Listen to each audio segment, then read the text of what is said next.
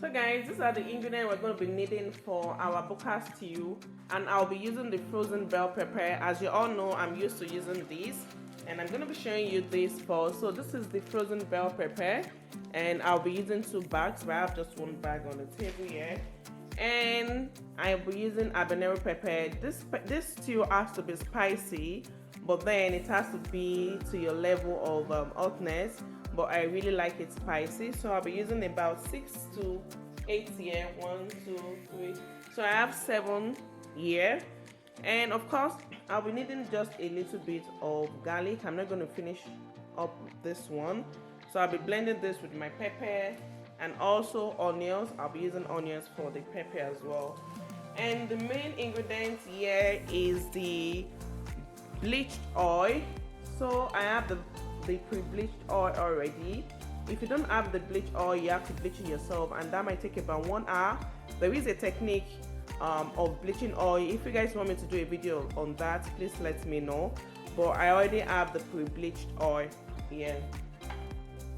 And also, what is Buka stew without locust beans, guys? I don't know why this is not focusing, but this is my locust beans and it is dry. This is another very important recipe for Buka stew, and this is crayfish. This has been grounded, so you need your ground crayfish for the Buka stew. And of course, I'll be needing my I have ginger here, so this will be blended with the pepper as well. And of course, I'll be needing some seasoning cube, and for my Buka stew, I particularly like using Knorr cube, so I'll be using some for the stew, and I'll be using some to boil the beef. Okay guys, I was actually missing out salt. Of course, we need salt to taste, so some salt for the beef as well when boiling it, as well as for the stew. And guys, what is Buka stew without egg? So we're definitely going to be needing some boiled egg in this stew, and this makes the stew very versatile. So that means you can use it for rice, spaghetti, you can use it for any meal of your type, you can use it for swallow as well. So, and the next here is my beef. So this is cow beef, and it's been washed already. And also I'll be using some beef tripe and as well as cow feet. So guys, you can use anything you want. You can use pomo, you can use any type of protein of your choice for this stew. But remember, the most important things are the palm oil. The bleached palm oil is very important because that's what's going to give you the aroma you want from the stew, as well as the locust beans. This is very important, guys. This is most, I don't know which is most, but they are as well important as well as the crayfish. So right now we're going to go ahead to start cooking. So guys, as usual, the first thing I will do is to defrost my pepper, and that's by pouring it into a pot and put it on the stove.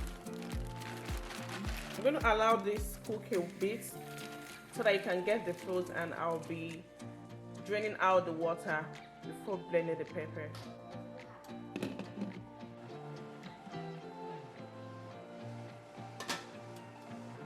So this is defrosted already. I'm just going to bring it down now and start boiling the beef. So I'm sieving out the water now. Then I'll begin to blend it. While I was waiting for the pepper to defrost, I already washed the habanero pepper, the ginger, garlic and onions. So I'm just going to be adding the pepper into it right now. So I'm getting the pepper from the sieve and pour it into the blender. So for Buka stew, it has to be smooth, so the pepper has to be smooth. So I'm just gonna go ahead.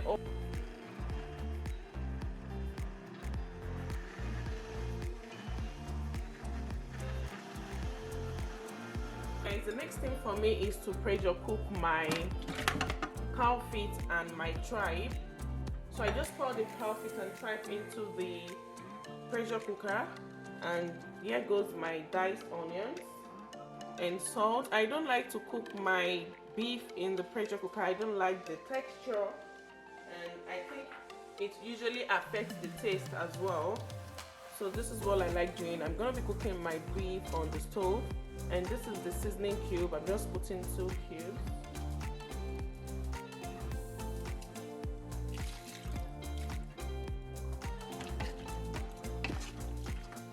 As we all know, you don't need so much water to cook this.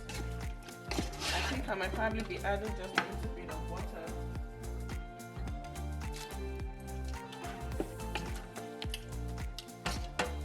All you need to cook this is just the pressure, and I'm going to cover it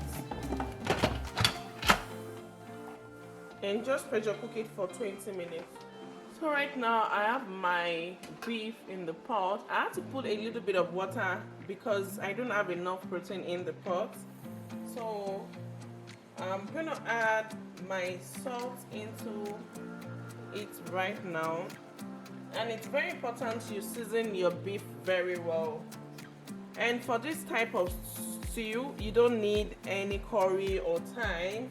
Just the basic thing: salt, onions, and seasoning cube. And I'll be using 2 seasoning cubes. I really like to season my beef very well, and doing this you might end up not putting any seasoning cube in your stew at all. So I'm going to be adding the 2, making 4 cubes, and that is it. I don't intend adding more water, but I'll keep checking if there will be need for water. But normally I don't add water to my beef, but because I have just a very small quantity here, then I need to add water. It's ready now. I'm just gonna take this out and place the pot for the stew. Guys, I'll be using a big pot, and that's because it's gonna allow it to cook quickly. The water is not going to be trapped in it, unlike when you're cooking with a smaller pot. So I'm going to pour in my bleached oil. Guys, this kind of stew usually consumes a lot of oil, so I need to let you guys know. I might have to add more oil because I'm using a lot of pepper. So guys, the oil is hot now, and I'm going to be frying the beef in briefly.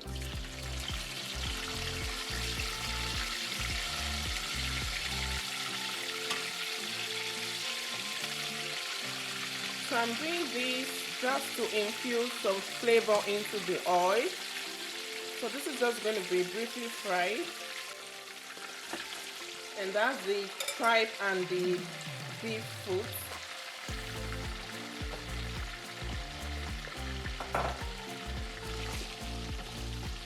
I'm going to allow this fry all together a bit. So guys, the meat is fried enough. I don't want it too dry, just a bit. And if you do not like fried meat, you can skip this step.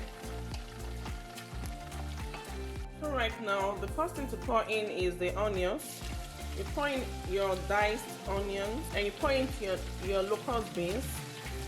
If you don't want your locust beans to show, you can either blend it with your pepper or blend it separately and pour it into the onions.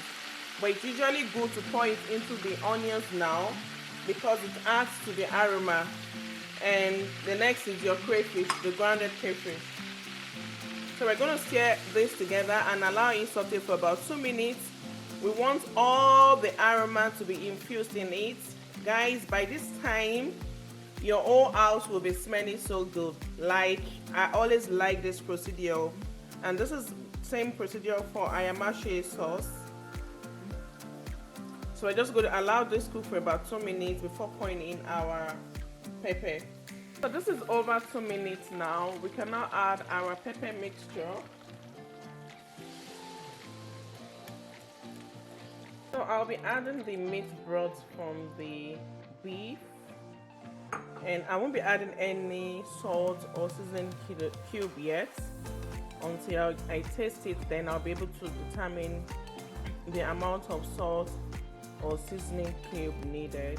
So I'm just going to cover it and allow it cook